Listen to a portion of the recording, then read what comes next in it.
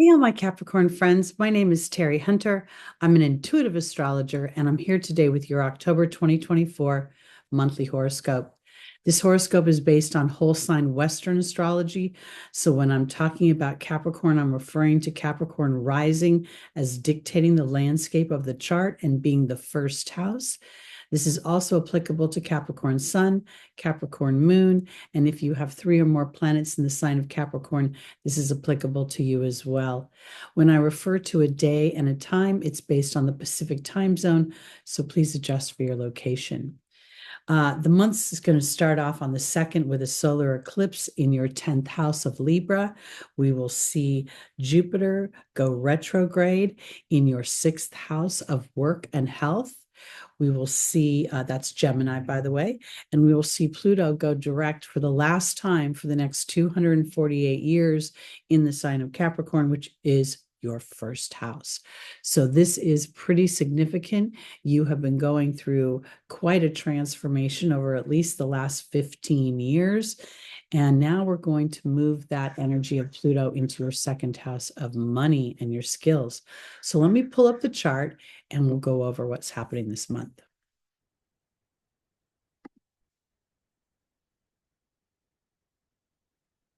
So on the 1st, we see that Mercury and the Sun are conjunct in your 10th house of Libra. This is very much where there's an illumination of your thoughts. And in many ways, sometimes you could even feel as if your thoughts are not being received. The sun, when it's close to any planet, it combusts it, it outshines it. But here with the South Node in this conversation, it is asking Capricorn to be in some ways egoless to old habits, old ways of being when it comes to your career, your interactions, your public status, how your reputation, and how people see you as a leader. Libra, in and of itself, is very much a sign of partnership and collaboration, and Capricorn is very much a sign of building on its own. It stands and sort of delegates in some ways to others. It rules government and authority. So here at the beginning of the month, with the South Node in this conversation with what will be the new moon solar eclipse on the next day, there is a real opportunity to be egoless to what has been. Meaning, I think of the ego as edging God out. It's where the personality gets rubbed up against, and other humans can make us feel less than. So, here, Capricorn, you're getting an opportunity to be a little bit egoless to the reputation you have previously had and allowing for the evolution of where you have been headed for quite some time. I think this is also evidenced as we see a growing square to Mars in Cancer. Cancer is your 7th house of partnerships. Again, these are not just marriage partnerships, but professional partnerships. The 7th house is also where we foster peace, fairness, balance, and harmony. And because Capricorn is normally considered to be a dutiful sign, very responsible, very obligatory, and even stoic in some ways, this new moon that's coming up, eclipse, is offering you an opportunity to reinvent yourself with your community as a result of your thoughts. Let's move to that, to the eclipse on the 2nd of October. And this is going to be at 11:49 a.m. Pacific time. Now, eclipses offer opportunities. They're fated events, situations, and people that offer opportunities to make choices. And they have a 6th-month influence. So the seeds that you plant in the darkest phase of the moon on this day can manifest all the way till next April of 2025. And I'm kind of a numbers gal. I see layers in the chart. So it does not fall on me that, or I notice that my words, the Libra eclipse is at 10 degrees, which is not only the Capricorn degree, but it's also the degree that when the angels, when God is trying to get your attention, you will see a series of ones alerting you that your thoughts are manifesting very quickly. And so be mindful of what you're thinking. We've got Mercury conjunct this eclipse at 11 degrees.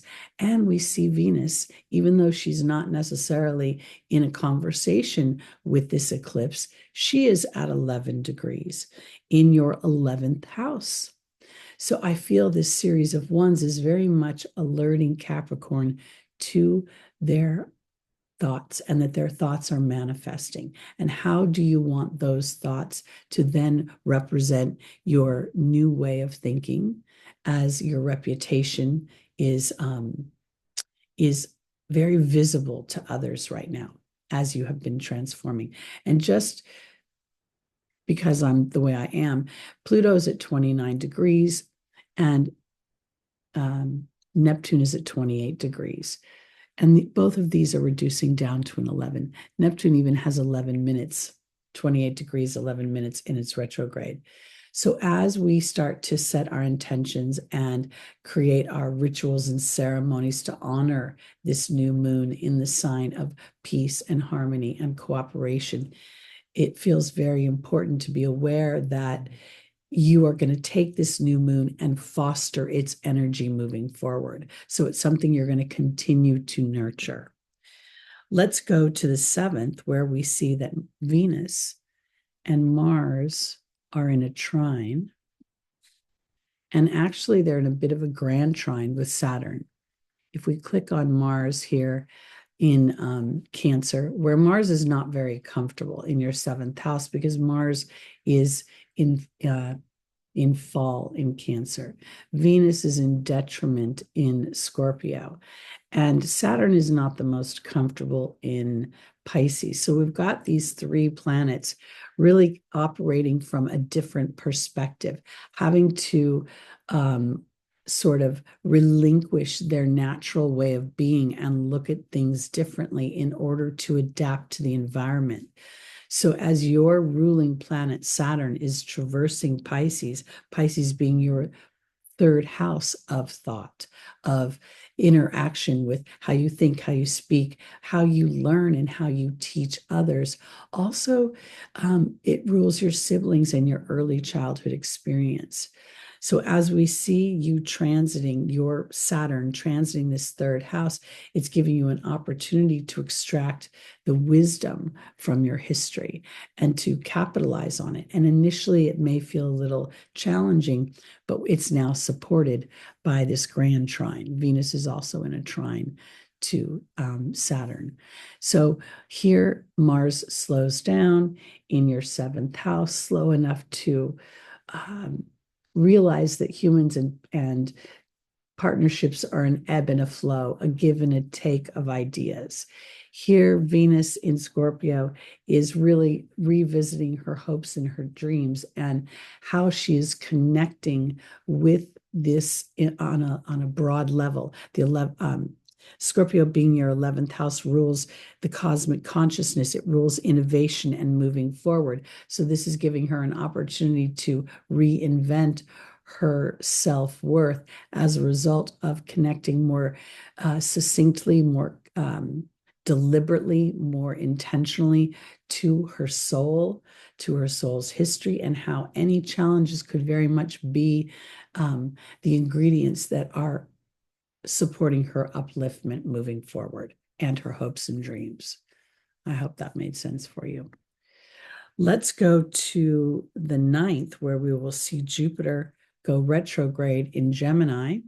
And this is in your 6th house of work, health, and of your mental health, your everyday activities, of your service to others. When we look at the Gemini energy, we're looking at, again, a layer of thought, of analyzing, of providing information, data, resources. Jupiter in detriment here in Gemini is having to sort of relinquish those big thoughts and get down into the practical application of how to manifest or how to implement those thoughts in my communities, in my everyday life. So this retrograde that's going to take place until February will give you an opportunity to revisit some ideas, some thoughts about how you want to be of service to others, how you want to either employ people or the kind of employment that you want. It can also, Capricorn, have you revisiting going back into some sort of educational system for certification or for an higher education. I want to use the word, like you could revisit going into master's programs. You could find that broadening your education in some way supports your service to others, as well as bringing more wealth within your employment or within your business. Jupiter rules business, it rules expansion, it rules wealth. So you could be very much revisiting ideas, but having to sort of step off the mountain of seeing the big picture of what can be and getting into the practical application and the process of implementation. That's the way I want to put it. When we click on this on Jupiter, we see that it's in a trine to Mercury, a very tight trine. And I think that's important because that emphasizes a cooperative component to those details, the short bits of information, and then the broad concepts. And it also, we see that having Chiron in your fourth house being supported or supportive of Jupiter right now gives you an opportunity to individualize yourself, to sort of take your roots or it's a combination of your roots and then your pioneering spirit beyond those roots. We don't think of Mars as being rooted. Mars moves, Mars pioneers, Mars goes to foreign countries to fight, for our freedoms. Mars goes into a bit of the unknown.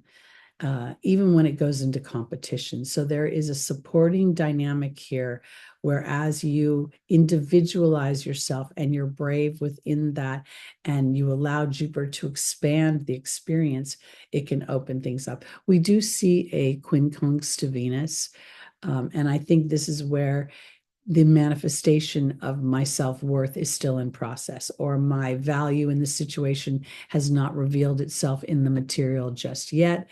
So I'm stepping into an energy of having to trust my inner knowing versus getting validation in the material right away.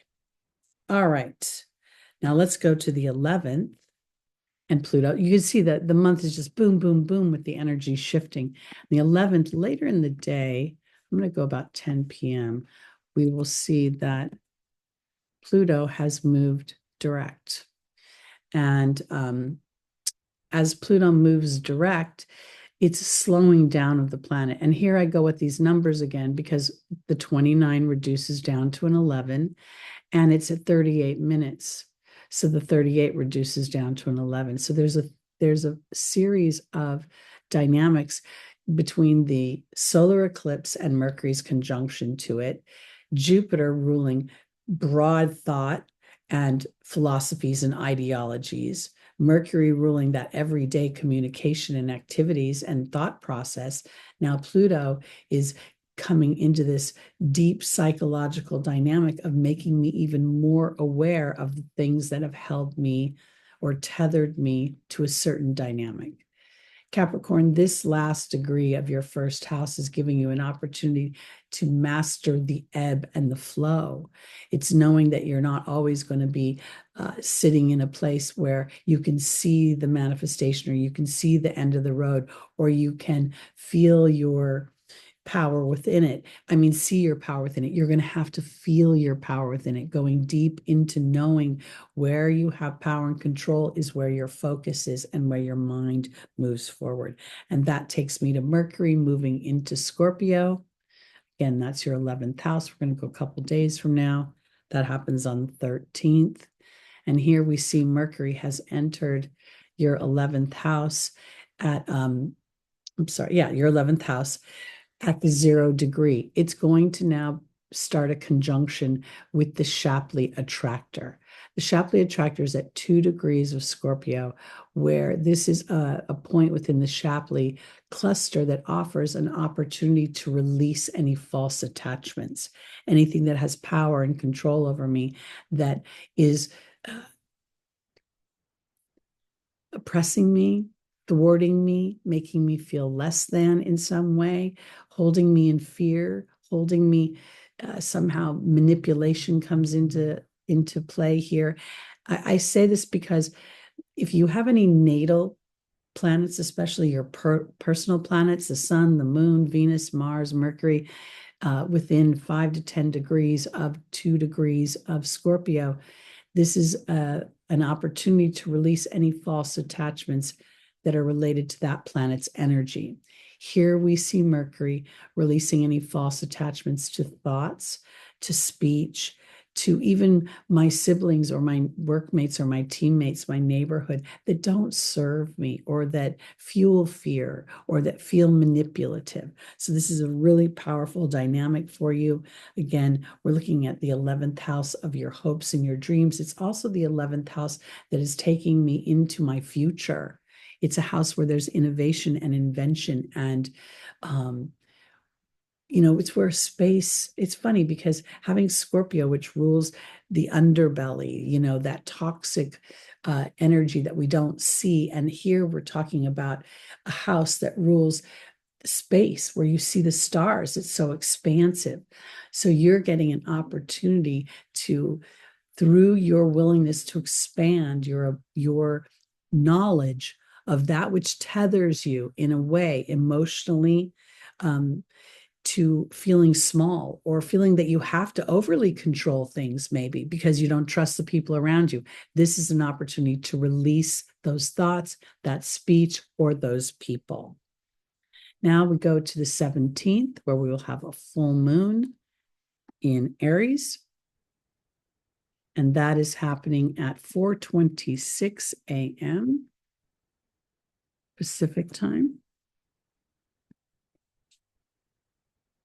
Now, this is for me is very powerful because the sun is conjunct the fixed star Spica. Spica is the voice of angels. It's a very fortuitous fixed star. It has the energy of Jupiter and offers expansion. So when we see a full moon, the moon is in its brightest phase. It is reflecting the sun's light. And here we see that the moon is conjunct Chiron. Again, this is in your Aries is your 4th house. The sun is in your 10th house of career. So there's going to be an illumination of some kind that allows whatever wound you might have about your personal self-expression, about even your family upbringing, your roots, the expectations, maybe you had to be the protector in your family, or you had to be the one to make sure everything was moving properly. But there's going to be an illumination here that gives you an opportunity to transform the wound into a gift. But it's not easily done because it brings up some of the more spiky, challenging feelings. We can see here that the moon and Chiron are in a square to Mars. Mars is in a square to the sun, and it's creating a T-square. So here we have a focal point of Mars in Cancer in your 7th house of partnership, and Mars feeling a little powerless here. And so there could be an illumination of feelings that have affected your partnerships. Now, we also see it's not quite as tight. It's within 5 degrees, but we see Pluto making a T-square. And Pluto is now, in your 1st house on the verge of your 2nd house. So there is very much this feeling of transformation by being willing to surrender to whatever illuminations come up at this time. And rather than hanging on them, now I get an opportunity to 2.0 them. I feel like Jupiter here making a nice aspect to both the sun and the moon. Again, Jupiter is in your 6th house, and the 6th house not only represents our work dynamic and our mental health, our daily routines, our work service to others. It represents what we're enslaved to. So here, I think this is an opportunity to have an illumination about some beliefs, some dynamics that have tethered me potentially to a smaller idea. And now I get an opportunity to use this information to broaden my experience. Okay, let's go now to a little later in the day where we will see Venus move into Sagittarius, where she's going to be a lot happier. We'll just go to, 10 p.m. Because when Venus is in Scorpio, she tends to be a little bit jealous. She tends to feel a little bit like, maybe an object, just a sexual object. When she comes into Sagittarius, she feels the warmth of diversity. She feels the expansion of Jupiter's energy. And here she's starting to, here, let me click on her real quick. She's starting to feel some sense of connection to the divine. She's feeling a sense of purpose, whatever she was experiencing as a result of her transit over the Shapley attractor in late September, and then her transit through Scorpio. Now she's extracting wisdom, and she's got more clarity about what she wants and what she's willing to do for herself to individualize herself. Again, this is your 4th house. Sagittarius is your 12th house. So there is an opportunity on a karmic soul level to recalibrate your value, your beliefs, your even when it's in relation to your money. Now, we do see an opposition to Uranus. This is in your 5th house of romance. This to me just feels a little bit more about this opposition to Uranus feels a little bit like it's more about, again, Taurus rules our history, right? And we've got this 5th house of romance, and this is an opportunity to shift that house of romance to something that feels a little bit more, a new story. This is where Venus gets to ask herself, am I always going to depend on the old story? Is the old story always going to be true? And sometimes Capricorn can hang on history. And this Venus is making a beautiful sextile also to Pluto. So through my transformation, through my willingness to see where I've been where people have exerted power and control, where my fears have exerted power and control over me, and then offering myself, even though it's not easy, an opportunity to be just a little bit rebellious in my mind and move myself forward towards my wants and desires. Capricorn, that sense of leadership can really blur and fog up your true desires, because you could inadvertently be relating your desires to what other people need from you. So that's where Mars's transit in Cancer is pushing up against you a little bit to get more clarity. And that's going to intensify as the month goes on, as we can see, Mars again in your 7th house in a growing opposition with Pluto and a T-square to at this point, still the sun.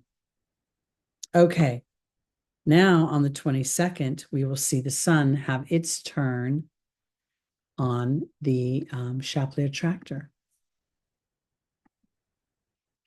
So every year about this time, we see these 3 planets, Mercury, Venus, and the sun, in no short order, go over these points that are very significant for illumination, for awareness, and for evolution.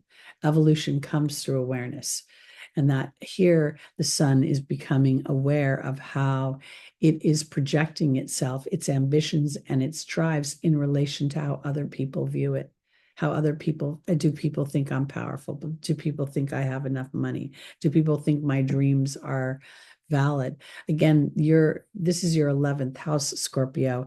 So this could very much be in relation to your social groups, and you may be evolving into a place where you're adjusting your viewpoint, expanding them, or maybe even adjusting them, moving into new groups. I'm not quite sure how that'll play out. We also see that at this time, there is a trine between Saturn, your ruling planet, in your third house of thought, and Mercury in your 11th house. So here, this is again an opportunity to take advantage of reviewing my history, not from a critical place, not from a place that is full of regret, but rather a point of history so that I don't walk on that step again. I don't need to have that experience again. I don't need to have that thought again. I don't need to feel controlled in that way again. Okay, now let's go to the 25th.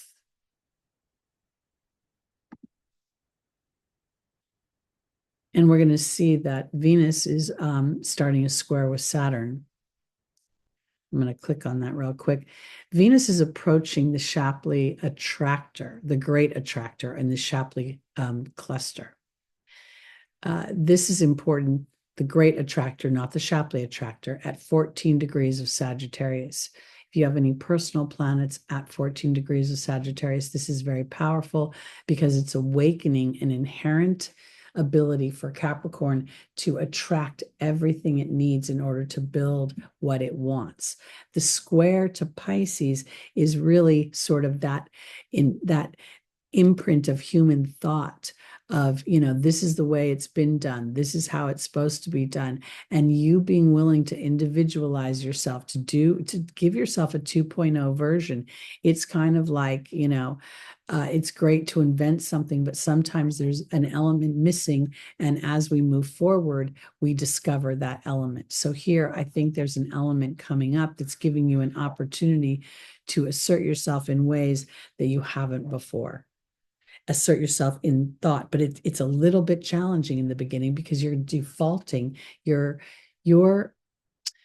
ruling planet is defaulting to some sort of human structure, and during this transit of your ruling planet being in your third house of thought, of how you interact with others, of the information that you receive, it's giving you an opportunity to connect with the divinity within you, spirit, that inner voice that makes no sense to the human.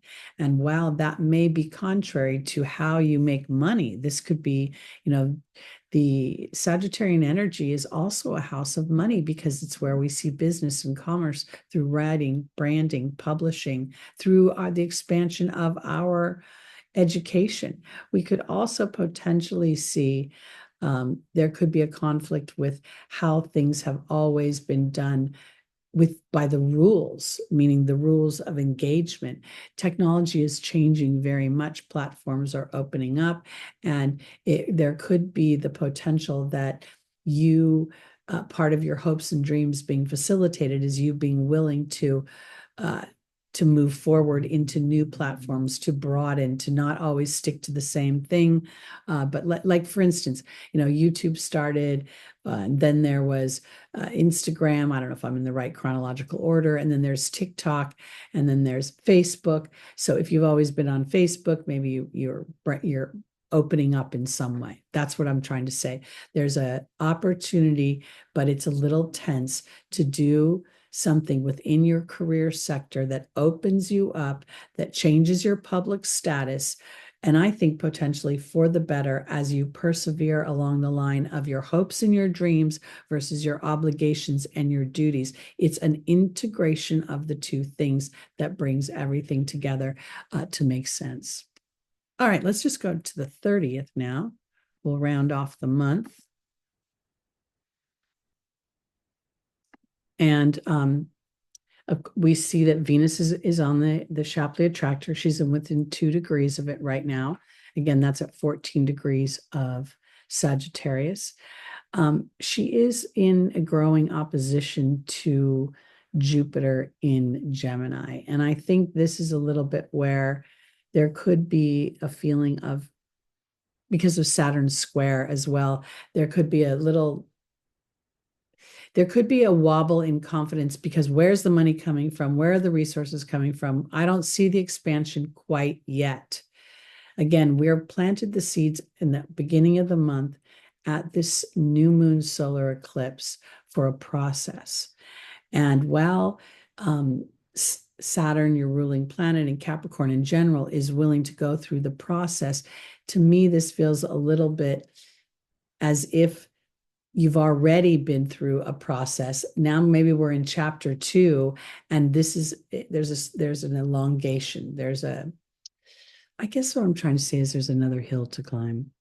And this feels again like it's a hill inside my mind, a hill inside a closet that I thought I cleaned out in my mind. And there's still some old thoughts there that inadvertently I'm not aware of because they sit underneath in my Plutonian energy of my first house. And so I get to be a little patient with myself while I rediscover these things that I thought were no longer applicable. And I think that's really evidenced in this tight opposition with Pluto over here and Mars. So the month ends with, well, and this is the other thing, Capricorn, the month is going to end with a bunch of interesting things within our communities. Your third house is lit up in many ways.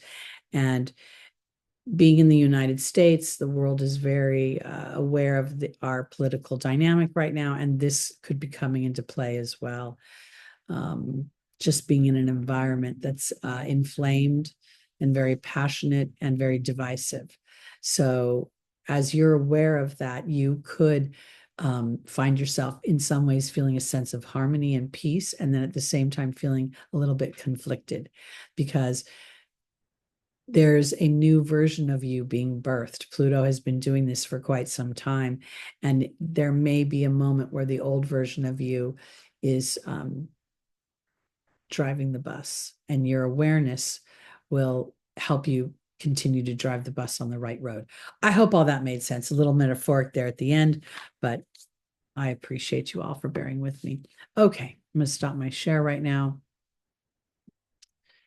Again, these are very transformational times. The United States itself is going through a Pluto return.